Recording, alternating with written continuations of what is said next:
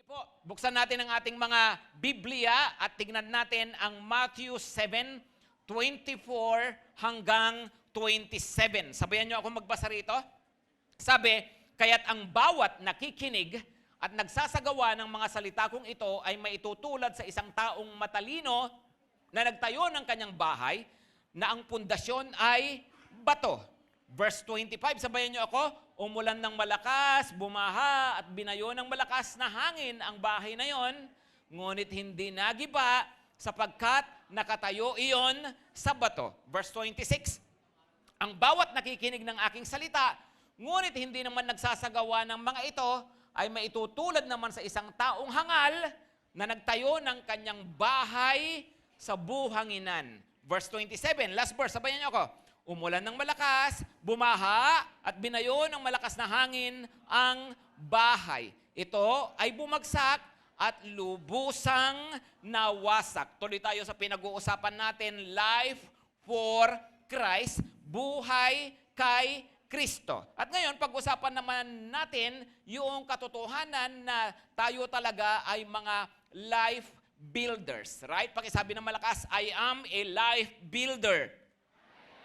Kaninong buhay yan? Sarili mong buhay. Yun ang ibig sabihin nung bahay na itinayo. Ito ay tungkol sa sarili mong buhay, tungkol yan sa future mo, kasama na dyan iba't ibang areas ng buhay mo, kasama yung spiritual life, kasama yung iyong pamilya at iba-iba pa. No? So, yan ay tungkol sa ating buhay. At ang reality ay nagtatayo talaga tayo. Right? I don't know what you are building now. You may be building your career. Yung iba nagbi-build ng kanilang pamilya. Yung iba ay nagbi-build ng business. Yung iba ay gumagawa ng pangalan. No? Iba-iba. No? Kanya-kanya tayo ng binibuild. Pero alam ba ninyo, madalas sa buhay ay hindi naman talaga kung ano yung itinatayo mo, kung saan ka nagtatayo. Anong ibig sabihin? Na madalas pala, mas importante, it is more important where you build. Yung question ng kung saan ka nagtatayo kaysa kung ano yung iyong itinatayo. Kasi marami na mali ang pundasyon ng buhay. Sabi dyan, nabasa natin, mayroong bato na pundasyon, mayroon din namang buhangin na pundasyon. Mayroong isang lumang kanta nga, no, na matagal na, hindi nyo na alam to, pero sabi niya, on Christ, the rock I stand, all other ground is sinking sand. Ano raw? On Christ, the rock I stand. Kay Jesus ako tumatayo. All other ground, lahat ng pwedeng tayuan ay sinking sand. No, sabi niya po, ito ay mahina, malabo, parang kumunoy lang at lulubog ka. Kaya nga, mahalaga talaga sa buhay kung ano yung kinatatayuan natin. Maliwanag ba mga kapatid? Kaya nga, ingat tayo. Ano ba talaga yung tinatayuan nyo? Ano ba talaga yung pundasyon ng buhay ninyo? Saan kayo nanggagaling?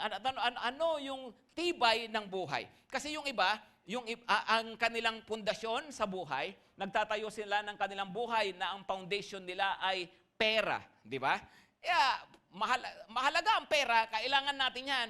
Pero kung yun ang pundasyon mo, nako, kawawa, no? Miserable ang buhay. Paano kung nawala yung pera? Pundasyon ng buhay ko, yung business ko, yung trabaho ko. Pag ako nawala ng trabaho, wala na, patay na. Oh. Paano yan, di ba? Yung iba, pundasyon ng kanilang buhay, yung kanilang love life. Iba-ibang, kaya ako nabubuhay, pastor, dahil sa kanya. Pag nawala siya, wala nang silbi ang buhay. Ganyan-ganyan yung mga linyahan mo. No? Yung iba ay, mapangasawa ko lang siya, pastor, pwede na akong mamatay. No? Ayun, pagkatapos ng kasal, gabi ng honeymoon, inatake sa puso, namatay. No? Yun lang naman pala habol mo sa buhay di ba? Kaya nga hindi po pwede na kung ano-ano yung pundasyon ng buhay natin, right? Ano ang tamang pundasyon? Ano ang bato? Walang iba kundi ang Panginoong Hesukristo. Amen? At siyempre dito sa verses na to, ang kanyang salita. Bakit? Kasi nga hindi mo pwedeng ihiwalay si Jesus sa kanyang mga salita. Okay? So dito sa mga verses na binasa natin, makikita natin mayroong dalawang klase ng life builder. Pakisabi ulit ng malakas, I am a life builder. So there are two kinds of life builder. Number one, Those who truly, pakisabi ng malakas, truly build on Christ. No? So, dalawang klase po ito. Number one, sa anong klase ng life builder tayo? Tayo ba yung truly? Tayo ba yung talaga, no? Totoo, na nagtatayo ng ating buhay kay Kristo? At ano raw ang katangian ng tao na nagtatayo ng buhay sa Panginoon? Makikita nyo dyan, kung babalikan natin yung verse 24, sabi rito, kaya't ang bawat nakikinig. So ano ang unang katangian? Nakikinig. Amen. Pakisabi ng malakas, nakikinig. Pakisabihan yung katabi, makinig ka, bebe. No? Mahalaga ang salita ng Panginoon. Mahalaga ang pakikinig, right? Well, ulitin ko yung sabi ko kanina, you cannot separate Jesus from His Word. Kung ano ang salita ng Panginoon, yun siya. Nire-represent siya ng kanyang salita. Gusto mo bang makilala si Lord? Andyan ang kanyang salita. Gusto mo ba siyang masunod? Andyan yung kanyang salita. So if you love Jesus, you must also love His Word. Hindi po pwedeng ihiwalay ang Panginoong Hesukristo sa sinasabi niya sa kanyang salita, ang Biblia. Kaya nga importante na ang tayo, sabi rito, nakikinig ng kanyang salita. Ngayon, ganito mga kapatid, no? Of course, nung unang panahon ay ang mga tao, karaniwan, puro pakikinig. Right? Pero siyempre, sa panahon natin ngayon, ay marunong na tayong magbasa. Tingnan nyo nga yung katabi nyo kung marunong magbasa. Umunguha namang marunong, di ba? So wag ka nang umasa lang sa pakikinig. Wag na tayong umasa lang sa marinig natin. Pag Sunday, hindi na lang. Kundi araw-araw, at sabi ng Panginoon, mahalaga raw binibigyan natin ng oras ang kanyang salita. Amen ba? No? So hindi na lang ito pakikinig. Nagbabasa tayo, nagbubulay-bulay ng Word of God. So ano ang tao, ano raw yung buhay na matibay, na nakapundasyon sa Panginoong Hesus? Yan taong yan, may oras sa Word of God. Yung taong yan, nakikinig ng salita ng Panginoon. Okay? Pangalawa, ano pa yung katangian? Ano pa ang katangian ng totoong nakatayo kay Kristo? Nakikinig, yung verse 24, ano ulit? Kaya't ang bawat nakikinig at, ano raw? Ano raw? Nagsasagawa. Pakisabi ng malakas, nagsasagawa. So, hindi lang pala nakinig, kundi ano raw? Isinasagawa. Ginagawa niya ang salita ng Panginoon. Pakisabi ng malakas, ginagawa. No? Huwag lang makinig. Ano raw ang dapat gawin? No? Ginagawa. Ano ang ibig sabihin niyang, Pastor? Alam niyo, ang nakakatawa minsan sa mga tao, sa mga nag-church, sa mga lumalapit sa Panginoon, minsan pag sinabi mong sumusunod sa Panginoon, ginagawa ang sinasabi ng Biblia, ang madalas silang naiisip, ano yan? Hindi nagbibisyo yan. No? Wala nang ginagawang mga kalukuhan yan. Di ba? Madalas ganun ang ibig nating sabihin kapag tayo ay nagsabing sumusunod sa Panginoon. No? Alam nyo bang hindi naman nakasulat sa Bible, thou shalt not yosi? No? Thou shalt not chonke? Di ba? Hindi naman nakasulat sa Bible yung mga ganon. No? Anong ibig ko sabihin? Hindi pala nakasulat, Pastor. Ibig sabihin, pwede. No? Hindi ko rin sinabing pwede. Ang sinasabi ko lang ay nakafocus tayo sa mga ganon na akala natin parang ganon lang ba ang pagsunod sa Panginoon? Totoo, hindi ka dapat tsumungke, kapatid. No? Hindi ka dapat yumosi, hindi ka dapat sanmig lang, Pastor, para light, di ba? I am the light of the world. No? Ganon ba yun? No? Tama na wag kang mag-light-light dyan, di ba? Pero, ganito, wag natin masyadong pinapakitid yung mga sabi ng Panginoon. Nung sabi niya, ang nakikinig ng aking salita, tapos nagsasagawa nito, ano ba ang ibig sabihin? Kapatid, hindi lang yan tungkol sa bawal-bawal. Hindi lang yan sa mga bagay na hindi dapat gawin at sa mga bagay na dapat gawin na parang tungkol lagi sa pagsuway at tungkol lagi sa mga bagay na pang mga responsibilidad. Hindi. Actually, kung babasahin nyo ang salita ng Panginoon, of course, ang sinasabing mga salita ng Panginoon, lahat ng sinabi niya, pati pinangaral ng mga apostol. Okay? Pero ganito, kung titignan ninyo, kasi Matthew 7 yan, ang pinaka-background niyan, yung chapter 5, chapter 6, hanggang chapter 7. Yan yung tinatawag na Sermon on the Mount. Ito yung pangangaral ng Panginoon doon sa bundok. At saan nag-umpisa yan? Doon sa sabi niya, mapalad ang mga mahihirap. Mapalad ang mga nagugutom sa katwiran. Right? Ano pa? Yun din yung nakalagay na mapalad kayo kung mapalad kayo kung sinasabotahe kayo, no? Dahil sa aking pangalan, no, sabi ng Panginoon. Kung pinaparatangan kayo ng kung ano-ano dahil sa aking pangalan, sabi ng Panginoong Hesus, no? So, kasama 'yon. Ano pa? Diyan din sabi ng Panginoong Hesus, no? Kung ang inyong katwiran ay hindi lalagpas sa katwiran ng mga Pariseo, nako, sabi niya, hindi kayo pasado sa akin. No, ano raw? Kung ang inyong katwiran, yung pagiging matuwid ninyo, yung pagsunod ninyo sa Diyos, ay ka-level lang ng mga Pariseo, anong ibig sabihin nun? Yung mga Pariseo kasi, very religious.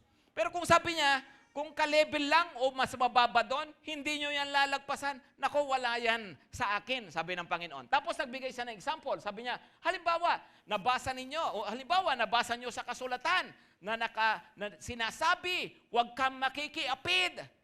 Pero, sinasabi ko naman sa inyo, sabi ng Panginoon, na sino man tumingin ng may mahalay na pagnanasa sa isang babae, nakikiapid na sa kanyang puso. Yun ang ibig sabihin ng Panginoon. Ang katwiran, ang kabanalan na gusto ng Panginoon ay nasa puso, hindi pang ibabaw lang.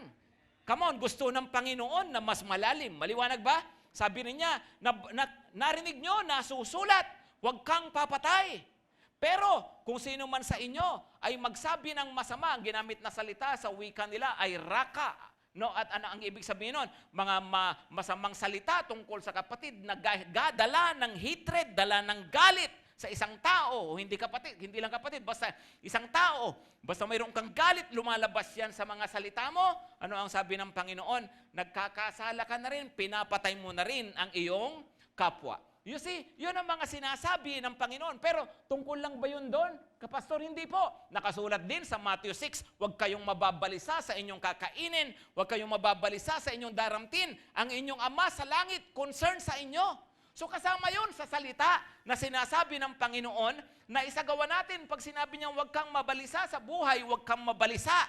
Hello, maliwanag ba?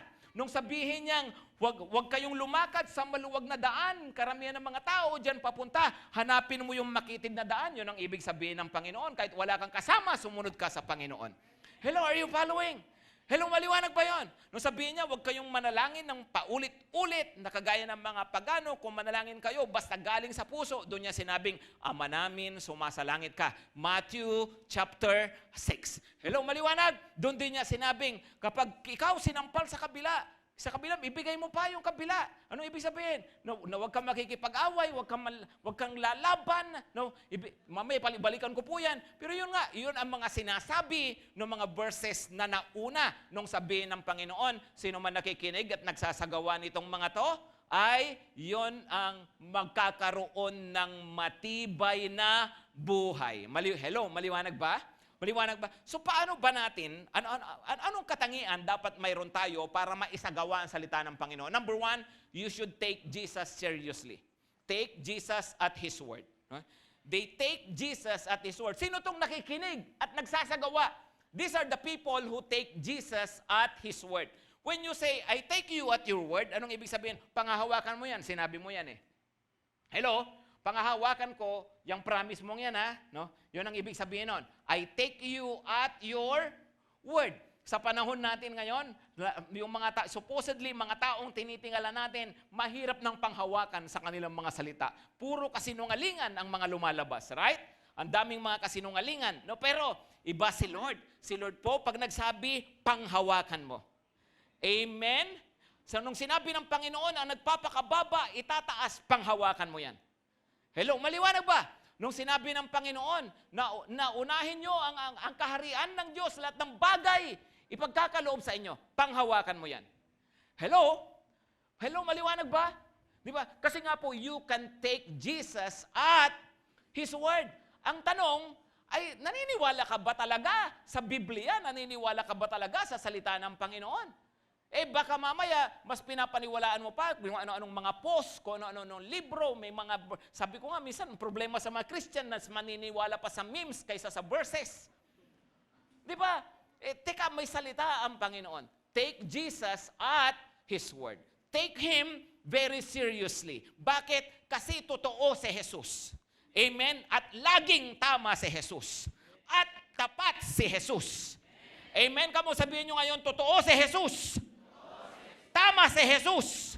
Tapat si Jesus. Amen? Kaya nga, take Jesus at His Word. No? Yung pangawakan mo, ano ba ang sabi ng salita ng Panginoon? No, tapos ano pa, yung mga tao na hindi lang nakikinig, kundi nagsasagawa, they trust Jesus with their lives. Yung kanilang buhay, handa nilang ipagkatiwala yan sa Panginoon. When you say to someone, oh bro, bahala ka na sa akin, ha? I trust you with my life. Anong ibig sabihin nun? No? Nagtitiwala ka talaga, hindi ka ipapahamak ng tao na yan. Tutulungan ka yan, poprotektahan ka yan, right? Hello? Ganon din naman. So when you say, Lord, I entrust my life to you. No? I trust my life with you, Lord. Ipinagkakatiwala ko ito sa iyo. No? Anong ibig sabihin nun? Panginoon, alam ko, hindi mo ako papahamak. Naniniwala ako, Panginoon, na mahal mo ako, nagkikir ka sa akin, hindi mo ako pababayaan. Amen? Kasi alam mo, mahirap sumunod sa Panginoon. Mahirap sumunod sa Panginoon kung wala kang gaanong tiwala sa Kanya. Tama? O nga, ba't ka nga naman maglilingkod? Bakit mo susundin yung sinabi niya kung wala ka namang gaanong tiwala sa Kanya? Kaya nga alam niyo, importante pala na matutunan natin talaga na magtiwala kay Jesus. So sa mga sinasabi niya sa Kanyang salita. Kasi ganito yan mga kapatid, no? Mapapansin ninyo, ang mga verses sa Bible, ang mga turo ng Panginoon, marami dyan counterintuitive. Pag sinabing counterintuitive, parang laban sa common sense yun ah. Di ba? Paano laban sa common sense? Sabi ng Panginoon, ang mawalan ng kanyang buhay dahil sa akin, siyang magkakaroon nito. O di ba, ano ba ang tendency natin? Di ba, self-preservation? Gusto natin ipinipreserve, iniingatan ng ating sarili. So counterintuitive. Ibibigay ko yung buhay ko kay Lord. Pero yun daw ang magbibigay talaga sa iyo ng totoong buhay at kumpletong buhay. Come on, di ba counterintuitive yun? Nung sabihin ng Panginoon, kapag sinampal ka sa kabilang pisngi, ibigay mo pa yung kabila. Di ba counterintuitive yun? Ano ba ang common sense? Pag sinampal ka sa kaliwa, tadyakan mo sa sikmura. Dapat ganun siya, di ba? Yun ang common sense. Pero sabi ng Panginoon, sinampal ka, ibigay mo pa yung kabila. Anong ibig sabihin nun? Huwag magagantihan ng masama. Ang masama, hello, hindi ko naman sinabing literal na pag may sumampal sa'yo, ito pa. Hindi naman. Di ba? Pero, ang ibig sabihin, huwag mong gagantihan ng masama ang masama, no? Na, kasi merong isang boxer, isang magaling na buksingero na born again, nakakilala sa Panginoon, tapos nangangaral siya, habang nangangaral siya, may lumapit na lasing, sinampal siya. No? Pagsampal sa kanya, naisip niya, sabi ni Lord, hindi ako gaganti, ibibigay ko pa yung kabila. Tapos sinampal siya ulit sa kabila, no? Pagsampal, tapos nakita niya, papangatluhan pa, inilagan na niya sabay sapat, no? Kasi sabi ni Lord, magkabila lang, hindi naman sinabing may pangatlo no? Hindi naman ganun ang ibig sabihin noon, mga kapatid, ha? No? Pero, yun na nga, no? Di ba? O nga, no, mga sabi ng Panginoon, counterintuitive, parang wala sa common sense, no? Pero, teka muna, matanong kita, sino bang mas matalino, si Jesus o ikaw? Hello? Sino ba talaga mas nakakaalam? Si Jesus o ikaw? Kaya ako, I will entrust my life to Jesus. I trust Jesus with my life kasi alam ko mas marunong siya. Alam niya ang ginagawa niya. Amen? Hindi lang counterintuitive, madalas counterculture pa ang mga tinuturo ni Lord. Anong ibig sabihin ng counterculture? Ang mga tao gusto nagpapaangat, nagtataas ng sarili, pero sabi ng Panginoon, ang nagpapakababa ay itinataas. Right? Imagine, sabi niya, unahin mo ang kaharian ng Diyos, seek first the kingdom of God, and all these things shall be added to you. Paano yun? Di ba counterculture yun? Di ba counterintuitive yun? Di ba ang sabi ng, di ba kung tutusin, may pangangailangan ka naman, mag-church ka pa, magsi-cell group ka pa, ba't di mo na lang gamitin yung oras mo para kumita, para maghanap ng madidilihensyahan dyan, para maghanap ng mauutangan, di ba? Kaysa naman gamitin mo pa yung oras mo sa pagsamba. Yun na nga counter kontra sa kung ano yung natural natin. Pero sabi ni Lord, hindi, huwag kayong mabalisa. Unahin niyo ako, unahin niyo ang aking kaharian. Sabi niya, tapos lahat ng bagay na yan, ipagkakaloob ko sa inyo. Amen? Kaya nga, mga kapatid, we can trust Jesus with our lives. Amen? Kaya nga hindi lang nakikinig, sumusunod.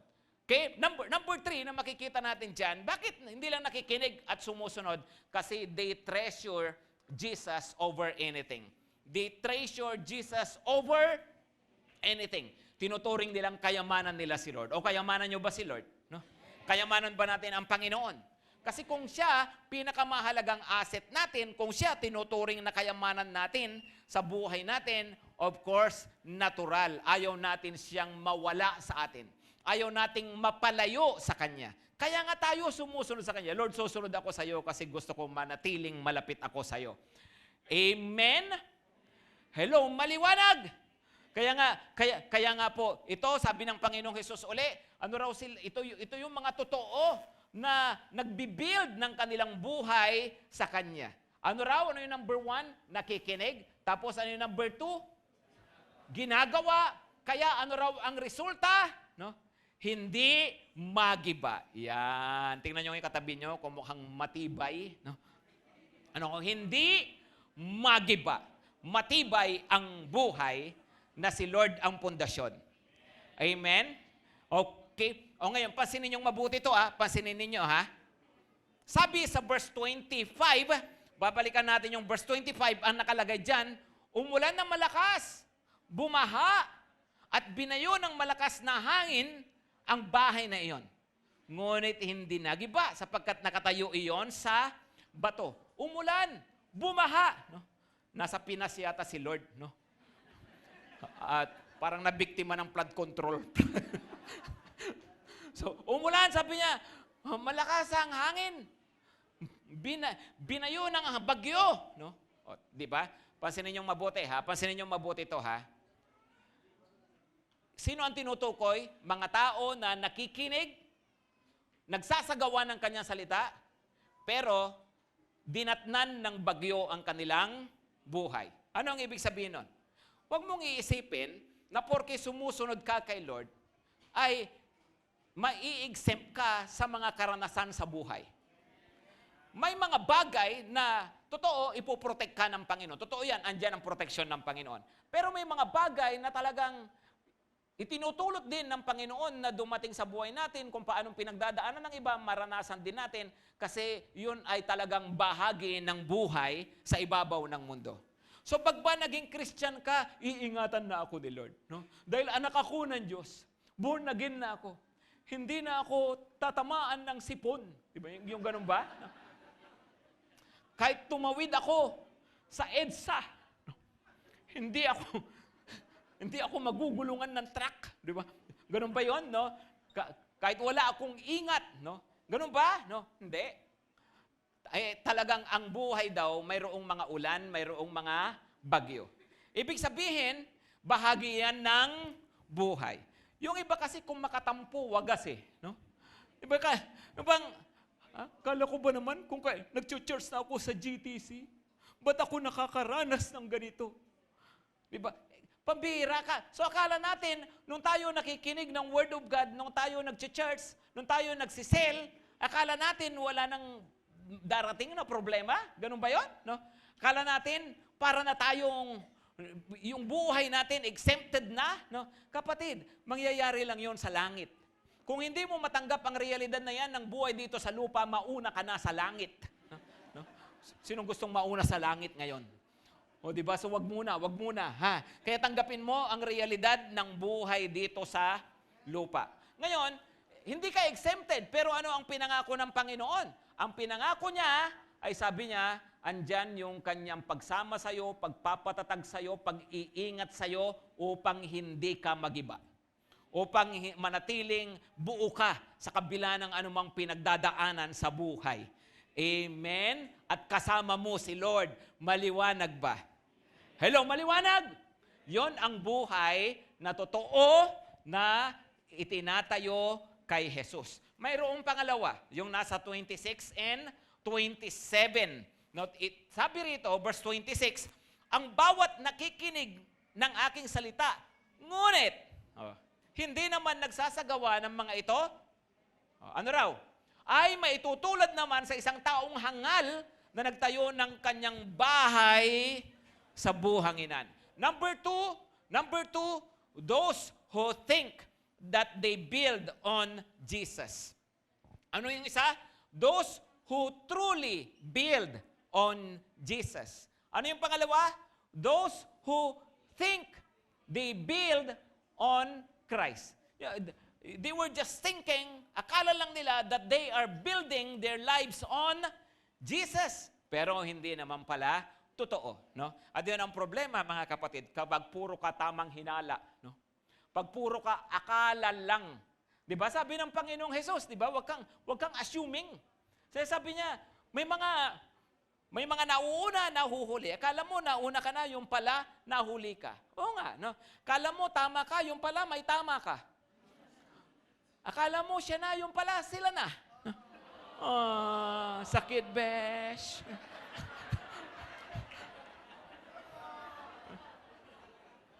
O, di. Aray. Awit. O, di ba? Alam nyo, pwede talagang magkamali, mga kapatid. Ha? Kaya nga tayo, lalo na pagdating sa buhay na tinatayo natin, siguraduhin mo. Hello? O, tingnan nyo to Ano tong mga to? Ano tong mga to? Yung number 2, ano sila? Anong katangian? Number 1, nakikinig din. Tama? Tama ba? Nakikinig din. So, ano ang ibig sabihin? Uy, pwedeng katabi mo yan. Hindi, huwag ka na magturo, baka ikaw yon. Diba? Hindi nga. So, nakikinig din. Nag-church, nagsi-cell group din, o nag-o-online pa yan. Diba na, pwedeng, mamaya mag-YouTube pa yan. O diba, nakikinig ng Word of God, umatin ng conference, maganyan. Diba? So, ibig sabihin, nakikinig din. Kung pagdating sa pagbibigay ng oras sa salita ng Diyos, aba, mayroon yan, no? Kaya nga mga kapatid, alam niyo, no, sabi ng Panginoon dito sa Matthew 7:21 to 23, Matthew 7:21 to 23, atras lang tayo kasi yung binasa natin kanina 24, di ba? Sabi niya, hindi lahat ng tumatawag sa akin, Panginoon, Panginoon, ay papasok sa kaharian ng langit, kundi ang mga taong sumusunod sa kalooban ng aking Ama na nasa langit. Verse 22, sabayan niyo ako. Sa araw ng paghuhukom, marami ang magsasabi sa akin, Panginoon, hindi po ba't sa inyong pangalan ay nangaral kami? Nagpalayas ng mga demonyo at gumawa ng mga himala. Oo nga, no? Sabi nila, Lord, di ba kilala ka naman namin? Di ba nung nasa mundo pa ako, nag-church ako, nasa mundo nagpalayas ng demonyo, naggumawa ng himala sa iyong pangalan, pinagpray ko yung bulag na kalakad. Sabi po, mamaya, maiisip nila doon sa likod. Di ba, nakagawa kami ng himala sa iyong pangalan. O, ano sabi ko ng paano? Verse 24, tignan niyo, verse 24. Ano sabi niya? Verse 23. Ngunit, sasabihin ko sa kanila, hindi ko kayo kilala. Lumayo kayo sa akin, kayong mga gumagawa ng kasamaan. Sabi nila, Lord, gumawa kami ng himala. Yeah, pero gumagawa kayo ng kasamaan. Hindi nyo naman pinapamuhay ang aking salita. Right? Panginoon, di ba kilala ka namin? Di ba? Nagpipray kami. Yeah, pero you evil doers. Yung pa rin pala ang standard ng Panginoon. Alam niyo, tayo po, nung nakakilala sa Panginoon, binili niya ng kanyang dugo ang ating mga kasalanan, pinatawad tayo, nilinis sa ating mga kasalanan, at dahil sa kapangyarihan ng kanyang dugo at ng kanyang espiritu na nasa atin, binigyan tayo ng kapangyarihang lumaban sa kasalanan. Amen? Upang wag nang mabuhay pa sa kasamaan, maliwanag mga kapatid. Kaya nga po, bandang huli, yan pa rin talaga, babalik ka sa ganyang standard kasi ang totoong tao talagang nakakilala sa Panginoon, hindi nagpapatuloy sa kasamaan. Pwedeng mag-fail yan, pwedeng magkasala yan, pero magre-repent yan at magpapatuwid yan sa Panginoon. Hello, maliwanag ba? Kaya nga, huwag mong itanong kung nasa tamang relihiyon ba ako. Ang tanong, may tamang relasyon ka ba kay Jesus?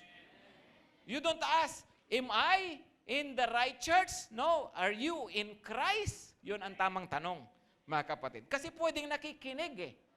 So, mga tinutukoy dito, siyempre, ang mga tingin ba ninyo, ang tinutukoy ni Lord dito sa verse na to, yung mga wala sa church, yung mga kung saan-saan ngayon, yung iba namamasyal, yung iba nasa mall, sila ba ang tinutukoy ng Panginoon? Sila ba ang kinakausap?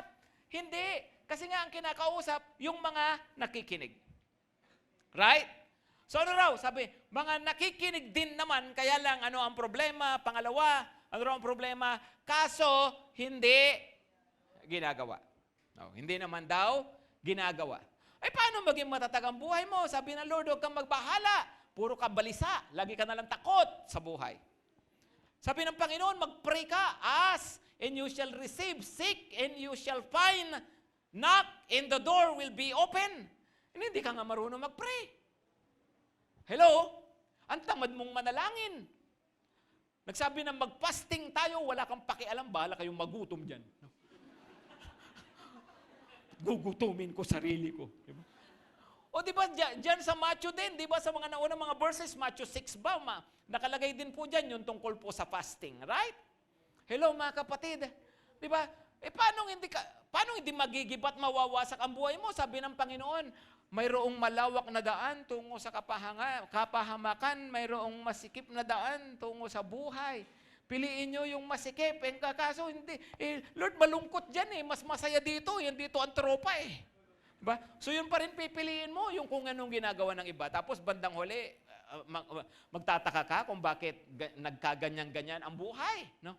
Sabi po ng Panginoon, sino man nakikinig, sumusunod sa aking salita, siya ang magkakaroon ng matatag na buhay. Kaya sabi po rito, kaya sabi niya, pag ganyan kayo, nakikinig, pero hindi nyo naman ginagawa, yun ang problema. Sabi po niya. Alam nyo po, ang pinaka-miserable, pinaka-pangit na trahedya na pwedeng mangyari sa isang tao, ay yung church ka ng church every Sunday, nagsi-cell group ka pa, no?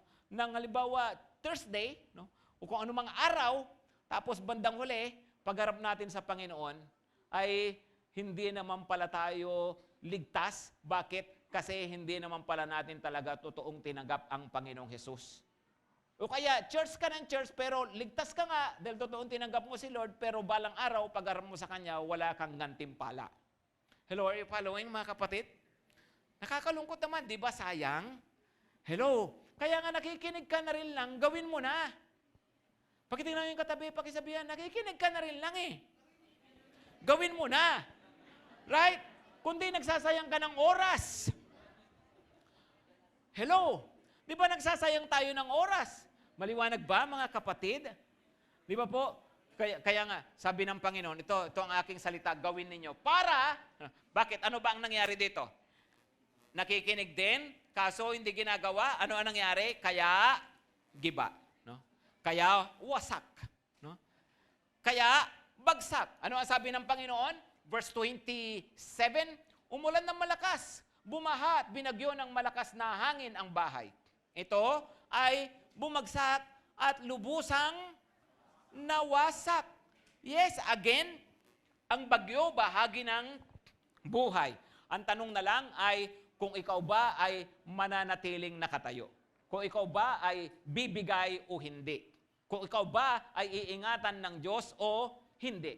Kaya sabi niya, ayun o, bakit nakatayo kasi sa buhangin? Yung hindi nakatayo sa tamang pundasyon. Kung nakikinig lang, tapos hindi naman talaga ginagawa ang pinapagawa ng Panginoon sa Kanya. Hello, maliwanag ba mga kapatid? Kaya nga, ang gusto pala sa atin ng Panginoon ay yung buhay na matibay. At ang buhay na matibay ay nakapundasyon kay Kristo at ang Kanyang salita. Again, you cannot separate Christ from His word. Amen po ba? Okay? So ano yung dalawang bagay po dito? Kaya nga magandang i-evaluate natin ang ating mga sarili. Am I a builder? Am I someone who truly builds my life upon Jesus? Or am I that one who only thinks that I am building my life on Him? No? O nga, talaga ba? O baka akala ko lang kasi nag-church ako. Hindi po. Ang dapat po pala ay siguraduhin natin na talaga. No?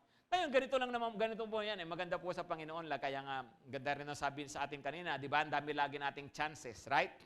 If you find yourself na, Panginoon, parang hindi ko nga kita gaanong sineseryoso Pero you can always start, you can always begin to truly be serious with Jesus.